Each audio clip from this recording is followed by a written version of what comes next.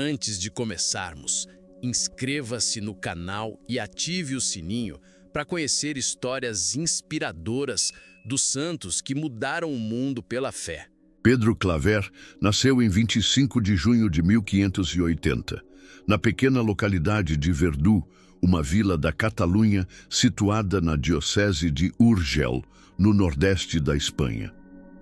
A paisagem ao redor de sua terra natal era marcada por campos férteis e pela vida agrícola simples, onde as famílias se sustentavam do trabalho diário no campo e da solidariedade comunitária. O ambiente em que veio ao mundo já moldava, de certa forma, sua visão de simplicidade e humildade. Sua família não era nobre nem possuidora de grandes riquezas, mas também não vivia na miséria. Pertencia ao grupo dos camponeses abastados, que cultivavam suas terras e mantinham uma vida digna. Os pais, profundamente religiosos, transmitiram ao jovem Pedro os valores da fé católica, da devoção à Virgem Maria e do respeito à oração cotidiana. Desde cedo, ele foi educado para reconhecer em Deus o centro da vida e a fonte de todas as decisões. A infância de Pedro foi marcada por experiências que, para um observador externo, poderiam parecer comuns. Frequentava a igreja local, participava das procissões, ajudava em tarefas da casa e, como muitas crianças de sua idade, conhecia as limitações de um mundo rural. Mas dentro dele crescia uma sensibilidade incomum. Era um menino de temperamento calmo, olhar atento e coração disposto a escutar. Muitos contemporâneos relatam que Pedro tinha uma serenidade natural, uma disposição para o silêncio e a contemplação que já o diferenciava. Na adolescência, frequentou os estudos básicos disponíveis na região. Percebia-se sua inteligência aguçada, seu gosto pela leitura e pela escrita, e seu desejo de compreender mais profundamente o sentido da vida e da fé. Não foi apenas a formação intelectual que o distinguiu, mas a forma como se relacionava com os outros. Sua paciência, seu respeito e sua compaixão já chamavam a atenção dos que o rodeavam. Com cerca de 20 anos, Pedro ingressou na Universidade de Barcelona. Ali se abriu a um novo horizonte cultural, conhecendo as correntes filosóficas e teológicas que marcavam o fim do século XVI. Nesse contexto, amadureceu sua decisão de seguir a vida religiosa. Não foi uma escolha precipitada, foi fruto de reflexão, oração e do desejo profundo de colocar sua inteligência e suas forças a serviço de algo maior do que si mesmo. Em 1602, Pedro Claver ingressou na Companhia de Jesus. O noviciado jesuíta o introduziu em uma vida de disciplina, estudo e espiritualidade intensa. Os exercícios espirituais de Santo Inácio de Loyola, prática central da formação, permitiram-lhe aprofundar a experiência de discernimento, a arte de escutar a voz de Deus em meio às situações concretas da vida. Essa prática de meditação e exame de consciência diário seria decisiva para todas as suas futuras escolhas. Durante sua formação, Pedro teve contato com grandes mestres da teologia, da filosofia e da espiritualidade. Contudo, um encontro marcante foi com o irmão leigo jesuíta Alonso Rodrigues, porteiro do Colégio de Palma de Maiorca. Alonso, já idoso, não tinha títulos acadêmicos nem responsabilidades grandiosas dentro da ordem. Sua vida era aparentemente simples: abrir portas, acolher visitantes, prestar pequenos serviços. No entanto, era reconhecido pela santidade de vida, pelo espírito de oração constante e pela sabedoria espiritual. Entre Pedro e Alonso estabeleceu-se uma amizade espiritual intensa. Rodrigues repetia muitas vezes que a maior glória que alguém pode dar a Deus é salvar uma só alma. Essas palavras, aparentemente simples, ressoaram com força no coração de Pedro.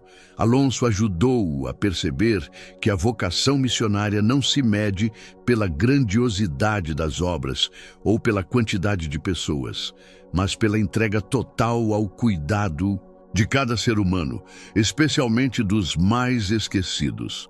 Esse encontro marcou um ponto de inflexão na vida de Pedro Claver. Ele passou a considerar com mais seriedade a possibilidade de dedicar-se às missões nas terras do Novo Mundo, onde jesuítas já trabalhavam na evangelização e na assistência aos povos indígenas e africanos. As cartas missionárias que circulavam na época narravam tanto as dificuldades quanto as maravilhas da vida missionária. Para Pedro, o chamado começava a se tornar claro: servir a Cristo nos mais pobres e necessitados. O período de estudos foi exigente. Além da filosofia e da teologia, Claver aprofundou-se nas humanidades, nas línguas clássicas e na retórica. Era um tempo em que a Igreja se confrontava com os desafios da Reforma Protestante e com a expansão colonial, e a Companhia de Jesus tinha papel central no anúncio do Evangelho e na defesa da fé católica. O jovem jesuíta crescia nesse ambiente de entusiasmo missionário e de abertura a novos horizontes. Em 1610, Pedro Claver foi enviado às Índias Ocidentais Espanholas, atual região do Caribe e da América do Sul. Seu destino seria Cartagena. Das Índias, uma das cidades mais movimentadas do Império Colonial. Ao deixar a Espanha, sabia que não voltaria.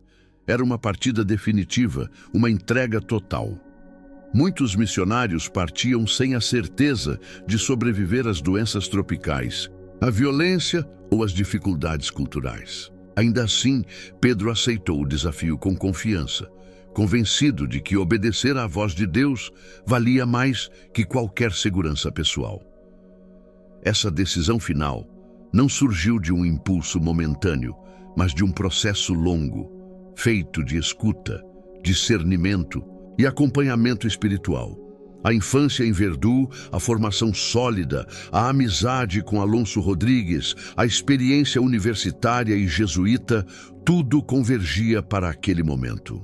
Ele se tornava definitivamente um missionário. Ao embarcar rumo ao Novo Mundo, Pedro Claver levava consigo não apenas livros e roupas, mas sobretudo uma convicção que o acompanharia pelo resto da vida: a de que sua existência deveria ser inteiramente dedicada a amar e servir aos mais pobres. Essa vocação, amadurecida desde a infância, o guiaria até os últimos dias em Cartagena, onde se faria conhecido como escravo dos escravos para sempre. Quando Pedro Claver embarcou rumo ao Novo Mundo em 1610, não partia apenas em uma viagem geográfica. Deixava para trás sua terra natal, sua cultura e a segurança do conhecido para mergulhar no desafio radical da missão. A travessia marítima, da Espanha até as Índias Ocidentais, não era simples. As embarcações enfrentavam tempestades, piratas, doenças e longas semanas em alto mar. Muitos missionários sucumbiam antes mesmo de tocar o solo americano. Claver, no entanto, via cada risco como parte da entrega a Deus. Seu destino era Cartagena das Índias, cidade portuária localizada na atual Colômbia. Naquele tempo, Cartagena era um dos principais pontos de entrada do comércio transatlântico de escravos. Milhares de africanos desembarcavam ali todos os anos, depois de travessias brutais conhecidas como Passagem do Meio. Em condições desumanas, eram amontoados em porões de navios, privados de água, ar fresco e alimentação adequada. Muitos morriam durante a viagem e os que sobreviviam chegavam debilitados, doentes e traumatizados. Quando Pedro chegou, foi profundamente impactado por essa realidade. Como jesuíta recém-chegado, primeiro se dedicou a completar seus estudos e conhecer o idioma, mas aos poucos começou a entrar em contato direto com os africanos escravizados.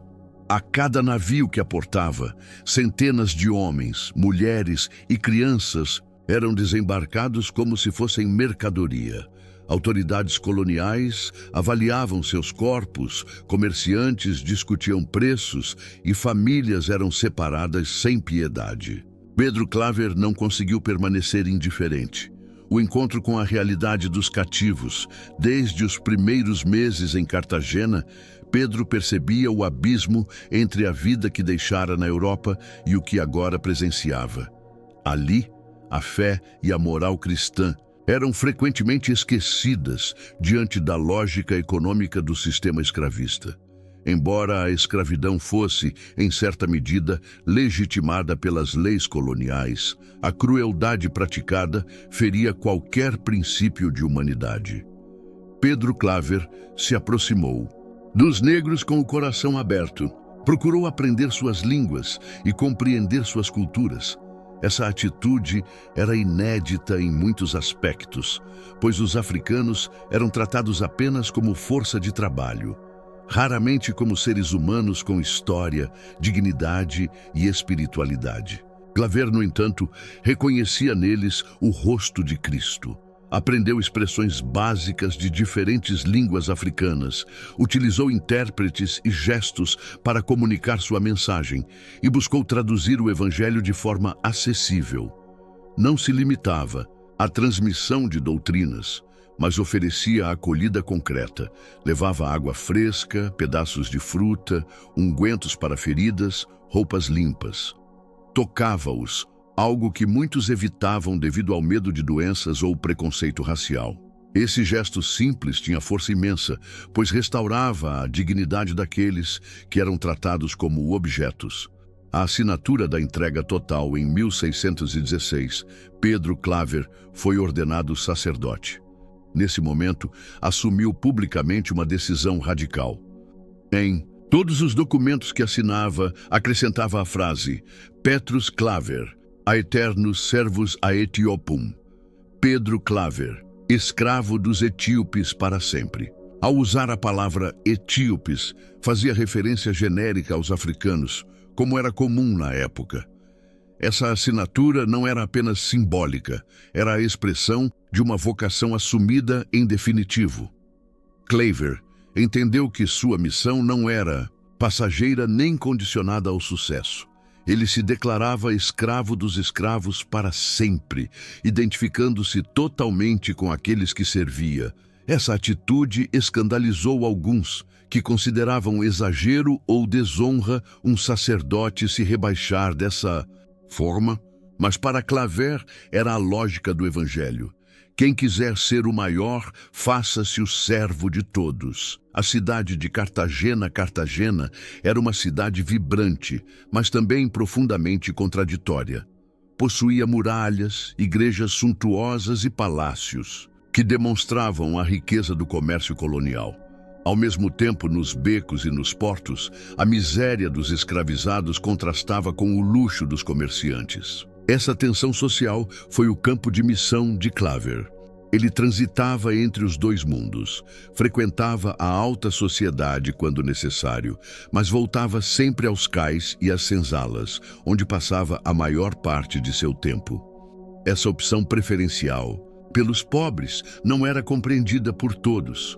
Muitos senhores o viam com desconfiança, pois sua presença constante entre os escravizados lembrava-os da injustiça em que estavam envolvidos.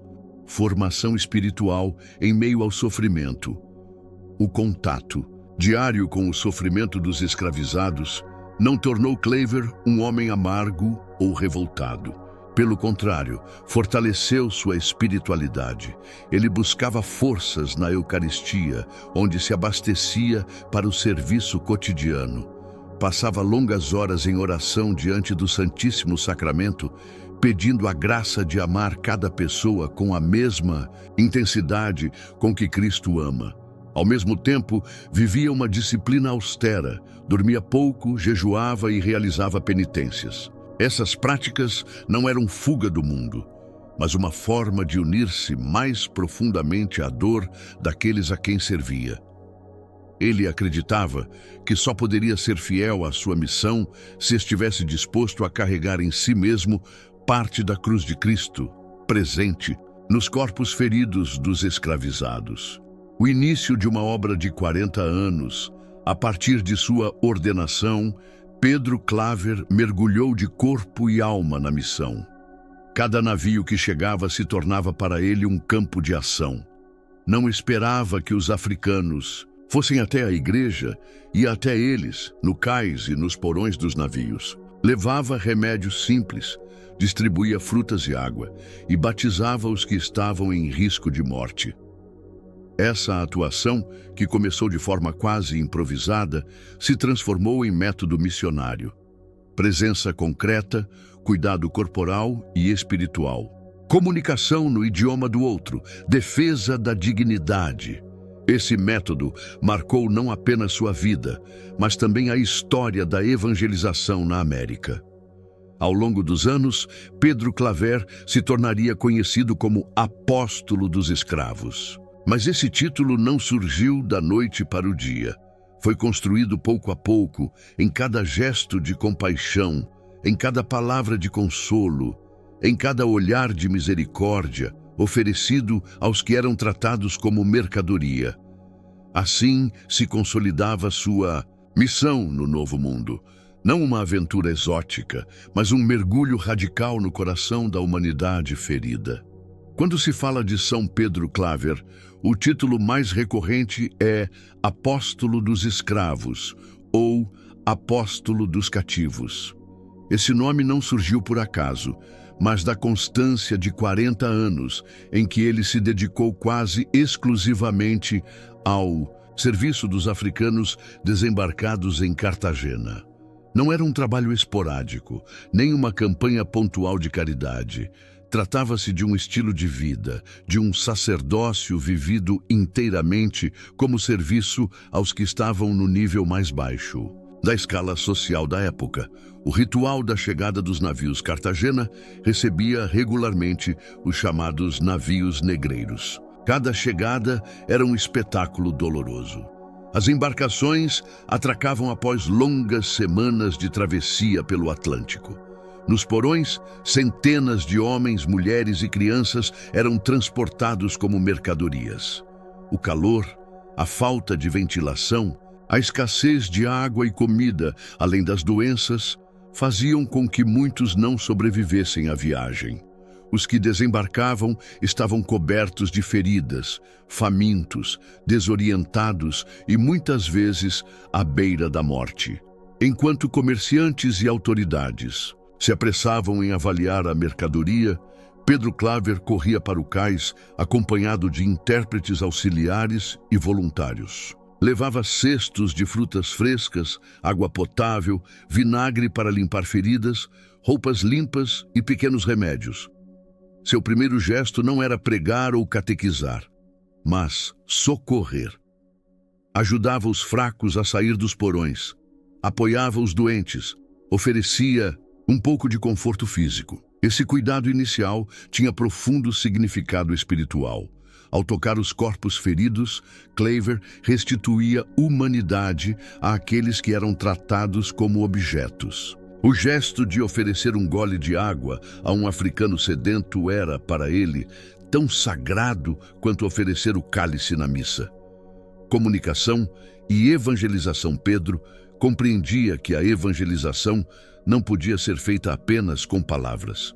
Para se comunicar, recorria a intérpretes que falavam línguas africanas, mas também se empenhava em aprender expressões básicas. Com gestos, sinais e imagens, transmitia mensagens simples. Deus te ama, não estás sozinho, há esperança. Quando percebia que alguém estava em risco de morte, oferecia o batismo imediatamente, pois acreditava na urgência da salvação. Ao longo de sua vida, calcula-se que tenha batizado mais de 300 mil africanos. Esse número impressiona, mas mais importante que a quantidade era a forma. Cada batismo era um ato de reconhecimento da dignidade daquela pessoa, uma inscrição na comunidade cristã que a sociedade negava. As visitas às fazendas e minas, ó trabalho de Pedro, não terminava no cais. Ele seguia os africanos até as fazendas, engenhos de açúcar e minas, onde eram forçados a trabalhar. Ali, entre condições desumanas, continuava a oferecer catequese, sacramentos e apoio espiritual. Pregava não apenas para os escravizados, mas também para os senhores, exortando-os à justiça e à misericórdia. Essas visitas exigiam coragem. Ele enfrentava longas caminhadas sob o sol, suportava doenças tropicais e expunha-se ao risco de represálias de proprietários que não viam com bons olhos sua insistência em valorizar os escravizados. Mas nada o detinha. Sua presença constante era um sinal de que Deus não abandonava aqueles homens e mulheres. O testemunho de compaixão Clever não fazia distinção entre os africanos. Para ele, todos eram igualmente filhos de Deus. Tratava com ternura as crianças, confortava as mulheres separadas de seus filhos, animava os homens exaustos. Tocava suas feridas sem medo de contágio, limpava chagas, ajudava a carregar os corpos dos mortos. Esse contato direto chocava muitas pessoas. Havia quem considerasse indigno que um sacerdote se rebaixasse a esse nível de proximidade. Outros o criticavam por gastar tempo e recursos com quem era visto como mercadoria. Mas Clever não se guiava pelo julgamento dos homens. Sua medida era o Evangelho, conflitos e incompreensões. Sua atuação gerou incompreensões também dentro da própria igreja. Alguns o consideravam fanático ou exagerado. Outros achavam que sua dedicação exclusiva aos africanos o afastava de outras responsabilidades pastorais. Havia quem julgasse inútil tentar catequizar pessoas que, muitas vezes, não falavam espanhol e poderiam morrer em poucos dias. Apesar das críticas, Pedro permanecia firme. Sabia que não podia mudar sozinho a estrutura do sistema escravocrata, mas podia fazer diferença na vida concreta de cada pessoa. A cada escravizado que recebia um gesto de carinho, a cada batismo administrado, ele semeava uma revolução silenciosa, mais poderosa do que qualquer discurso. O impacto de sua obra com o tempo, sua fama se espalhou. Escravizados o viam como pai, espiritual, amigo e defensor. Comerciantes, ainda que desconfiados, reconheciam sua coragem. Para o povo simples, ele era sinal de santidade. Documentos da época relatam que muitos africanos, ao chegarem a Cartagena, perguntavam por ele, como se sua presença fosse já parte natural da experiência de desembarque. Essa reputação não se limitava à cidade. Missionários e viajantes que passavam por Cartagena levavam a notícia de sua obra a outras regiões. Assim, Clever se tornou símbolo do compromisso da igreja com os mais pobres e marginalizados. A espiritualidade do serviço, o segredo de sua constância estava em sua espiritualidade. Ele via em cada africano o próprio Cristo sofredor. Sua oração preferida era pedir a Deus a graça de reconhecer a presença divina nos mais abandonados. Na Eucaristia, encontrava força para renovar sua entrega. Em seus escritos e testemunhos, aparece sempre a ideia de que servir os escravizados era servir ao próprio Senhor. Clever não era um ativista político no sentido moderno. Sua revolução era silenciosa, feita de gestos de compaixão e de anúncio da dignidade cristã de cada pessoa. Ao se declarar escravo dos escravos para sempre, não apenas expressava humildade, mas assumia uma identidade, a de se tornar solidário até o fim com aqueles a quem todos negavam humanidade. Sua mansidão, porém, não era passividade. Ele sabia manter-se firme diante das injustiças. Quando era necessário, denunciava com clareza os maus tratos contra os africanos. Sua coragem não se expressava em discursos inflamados, mas na perseverança silenciosa. Era também paciente diante das incompreensões. Sofreu críticas de pessoas da sociedade colonial, que o acusavam de exagerado, e até de alguns irmãos jesuítas, que julgavam excessiva sua dedicação exclusiva aos escravizados. Apesar disso, nunca revidou com amargura. Respondia com humildade e seguia em frente, convicto de sua missão. Os anos de dedicação deixaram marcas físicas. O contato constante com doentes, feridos e moribundos expôs Pedro a enfermidades tropicais. Sofreu febres, debilidades crônicas e dores constantes, mas raramente se queixava. Via em sua própria fragilidade uma forma de participar do sofrimento dos outros. Nos últimos anos de vida, sua saúde se deteriorou bastante. Ficou praticamente paralisado e dependente dos cuidados de um escravo liberto que morava na casa dos jesuítas. Paradoxalmente, o homem que havia se feito escravo dos escravos terminou seus dias necessitando da caridade de outro. Esse detalhe final de sua biografia expressa a reciprocidade do amor cristão. Quem serve um dia é servido, e em ambos os casos manifesta-se a graça de Deus. Morreu em 8 de setembro de 1654 em relativa solidão. Contudo, mesmo nesse abandono, sua humildade brilhou.